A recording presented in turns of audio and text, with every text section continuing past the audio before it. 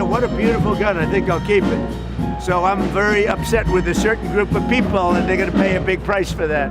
نزیکەی مانگێک بەسەر لە دوانەکەی دۆناڵد ترامپ تێپەڕی و تاوەکو ئێستا ئەوە نەسەلمێنراوە کام لایەنی کوردی چەکەکانی ئەمریکایی گلداوەتەوە و ئامادە نەبووە بیگەیەنێتە لایەنی مەبەست لە ئێران. ترامپ جاری یەکەم زانیاریەکەی ئاشکرا کرد و جاری دووەمیش نیگەرانی خۆی نیشاندا کە ئەو چەکانە نەگەیشتوونەتە شوێنی مەبەست. ئەو کورد بەوە تۆمەتبار دەکات چەکەکانیان بۆ خۆیان هەڵگرتووە. بەڵام ئەو پرسیارەی هێشتا وەڵام نەدراوەتەوە ئەوەیە مەبەستی لە کورد کێیە؟ ڕەنگە ئەوە یەکلا بوو بێتەوە مەبەستی لە کوردی باشووری کوردستانە واتە دەسەڵاتدارانی هەرێمی کوردستان. بەڵام هێشتا ئەوە ڕوون نییە کە مەبەستی لە کام زۆنی سیاسیە واتە دیار نییە چەکەکان دراونەتە کام لایەنی باڵادەستی هەرێمی کوردستان.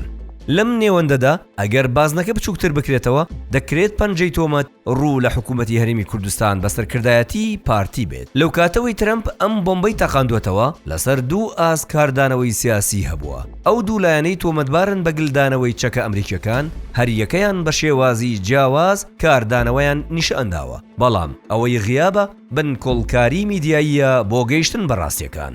لە ڕووی سیاسیەوە یەکێتی نیشتیمانی کوردستان لەسەر ئاستی کەسی یەکەم هاتە دەنگ و خودی بافڵ تاالبانی لە چاوپێکەوتنەکەی پێرس مۆرگاندا ڕاشکاوانە تۆمەتەکەی ڕەتکردەوە و گوتی چەکەکان لە سلێمانی نەدزراون بەمەش تۆپەکەی هەڵدایە گۆڕەپانی هەولێرەوە. بافڵ تاالبانی بە مۆرگانی گوت ناتوانم لە بری لایەنی دیکە قسە بکەم بەڵام لایەنی دیکە بێدەنگیان هەڵبژاردووە و ئامادەنین لە ئاستی بەرزدا و ڕاشکاوانە وەڵامی ئەو تۆمەتانە بدەنەوە. هەرچی پارتی دیموکراتی کوردستانە زیاتر لە ڕووی میدیاییەوە کاری لەسەر بابەتەکە کردو لەسەر ئاستی باڵا و کەسی یەکەم ئەو تۆمەتەیان ڕەت نەکردوێتەوە. لە ڕووە میدیاییەکەشەوە لەسەر دوو ئاست بووە، یەکەمیان سۆشیال میدیای سێبەری حیزبەکە و دووەمیشیان میدیای فەرمی. ئەوەی لە سۆشیال میدیای سێبەری پارتیەوە دەگوترا ناتوانرێت وەک بۆچوونی فەرمی و زانیاری پشت ڕاستکراوە تەماشا بکرێت وەکو چۆن هەرزوو بەڕێوەبەرایەتی گشتی دژە تیرۆر لە سلێمانی ڕاگەیاندراوێکی توندی لەو بارەیەوە بڵاو کردەوە و هێرشی توندی کردە سەر مەسرور بارزانی و ئەو میدیایانەشی بە میدیای دەست لە پشتدراوی جێگری دووەمی سەرۆکی پارتی دیموکراتی کوردستان وەسف کرد. ئەوەی پارتیش لەسەر ئاستی میدیای فەرمی لەو بارەیەوە بڵاوی کردوێتەوە دیارترینیان پرسیاری پەیامنێری کەناڵێکی ئاسمانی سەر بە مەسرور بارزانی بوو کە ڕوبەڕووی دۆناڵد ترامپی کردەوە و هیچ وەڵامێکی پشتڕاستکراوەیشی وەرنەگرت.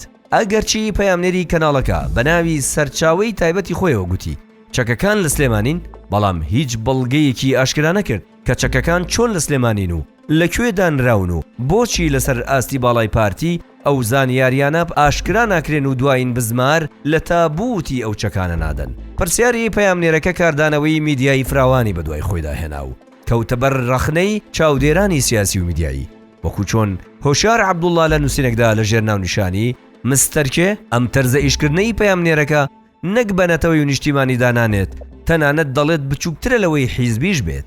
ئەم جۆرە کارە پێی ناگوترێت ڕۆژنامەوانی بەڵکو و کارێکی ئاست نزمە و لێدانە لە کورد بەر لەوەی لێدان بێ لە یەکێتی. هۆشیار عەبدوڵڵا دەشڵێت ئەو بەناو میدیاکاری پارتی هەر زۆر نابەر پرسیارانە باسی سلێمانی دەکات. خۆ گوتبای یەکێتی وەکو حیزب ڕەنگە هێشتا ئاسایی تر بووایە.